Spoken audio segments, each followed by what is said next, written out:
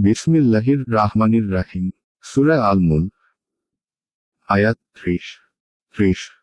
বলল, তোমরা ভেবে দেখেছ কি, কোনো এক ভোরে যদি পানি ভূগর্ভে তোমাদের নাগালের বাইরে চলে যায়, তাহলে কে তোমাদেরকে এনে দিবে প্রবাহমান পানি? আয়াতের তাফসীর।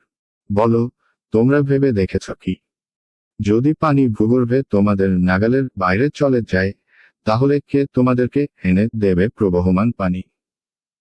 এক শব্দের অর্থ হল শুকিয়ে যাওয়া অথবা পানির এত গভীরে চলে যাওয়া যে সেখানে হতে তা বের করা অসম্ভব হয়।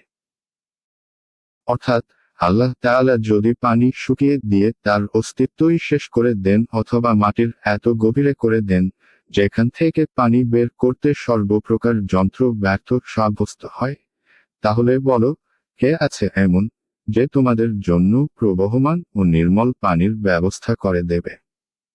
অর্থাৎ কেউ নেই।